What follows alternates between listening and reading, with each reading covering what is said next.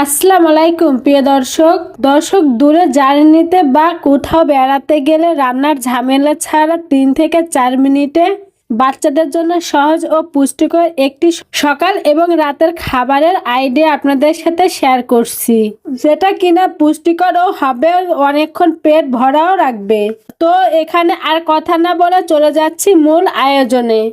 সহজ এবং পুষ্টিকর এই নাস্তাটি তৈরি করার জন্য প্রথমেই লাগবে ভালো পাকা দেখে একটি কলা। কলাটাকে ছিলে একটা কাঁটা চামচের সাহায্যে খুব ভালো করে ম্যাশ করে নিচ্ছি। এই একই কাজ আপনারা চাইলে হাত দিয়েও করতে পারেন।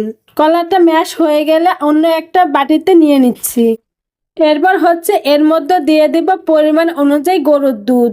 তবে যে বাচ্চারা গরুর দুধ খায় না তাদের ক্ষেত্রে এখানে গরুর দুধের পরিবর্তে নর্মাল পানিটা ব্যবহার করবেন, অথবা যে বাচ্চা ফর্মুলা দুধ খায় তাদের ক্ষেত্রে ফর্মুলা দুধটা নিতে পারবেন। এখন এর মধ্যে নিয়ে নিচ্ছি 1 পিস ব্রেড। আপনারা এখানে ব্রেডের পরিবর্তে আটার রুটি ব্যবহার করতে পারেন, অথবা ভাতও ব্যবহার করতে পারেন।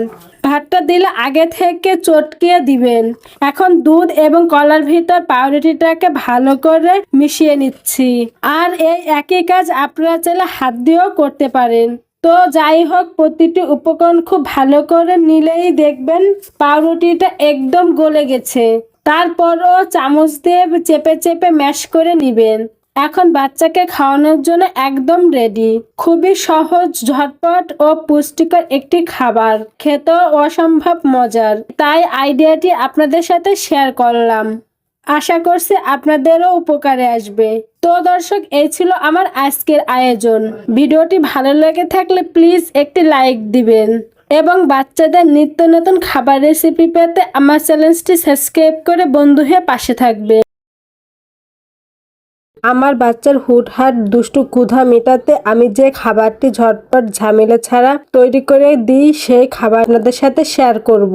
দর্শক, অনেক সময় আছে দেখা যায় বাচ্চাকে খাওয়ানোর মতন ঘরে কিছুই নেই, আবার রান্নার ঝামেলাও করতে মনে চায় না, কিন্তু বাচ্চার খাবার টাইম হয়ে গেছে, বাচ্চাকে কিছু না কিছু খেতেই হবে। তখন এই রেসিপিটা আপনারা হালকা নাস্তা অথবা ভারী খাবার হিসেবেও খাওয়াতে পারবেন। আমার বাচ্চা ভীষণ মজা করে খায়, আশা করছি আপনার বাচ্চাও মজা করে খাবে। তো এখানে আর কথা না বাড়িয়ে চলে যাচ্ছি মূল পর্বে। দর্শক, প্রথমেই আমরা একটি কার্বোহাইড্রেট গ্রুপের একটি খাবার নিয়ে নিব, আর তা হচ্ছে মুড়ি। মুড়ি আমাদের সবার বাসায় কিন্তু কম বেশি থাকে। আমার বাচ্চা যেহেতু চিবিয়ে খেতে পারে, তাই আমি এখানে আস্ত মুড়ি নিয়ে নিচ্ছি পরিমাণ মতন। যে বাচ্চারা চিবিয়ে খেতে পারে না তাদের ক্ষেত্রে মুড়িগুলোকে আধা ভাঙা করে নেবেন, অর্থাৎ একদম মিহি করে নিতে পারেন। আপনার বাচ্চার খাওয়ার ধরন বুঝে অথবা বয়স বুঝে মুড়িগুলোকে প্রস্তুত করে নেবেন। মুড়ির স্বাদ একটু মিষ্টি আর একটু লবণযুক্ত হওয়ার কারণে এটা কিন্তু খেতে সব বয়সী মানুষেরই পছন্দ। এবার এর মধ্যে দিয়ে দিচ্ছি পরিমাণ মতন লিকুইড গরুর দুধ। দুধটা আমি ভালো করে জাল করে নিয়ে ঠান্ডা করে নিয়েছি। এখানে গরুর দুধের পরিবর্তে কিন্তু ফর্মুলা মিল্কও ব্যবহার করতে পারবেন। যে পরিমাণে মুড়ি নেবেন সেটা বুঝে এখানে গরুর দুধটা ব্যবহার করবেন। তারপর নেড়েচেড়ে প্রতিটি উপকরণ খুব ভালো করে মিশিয়ে নিব। মিশিয়ে নেওয়ার সাথে সাথে আমি এর মধ্যে 1 টেবিল চামচ দিয়ে দেব খেজুরের গুড়।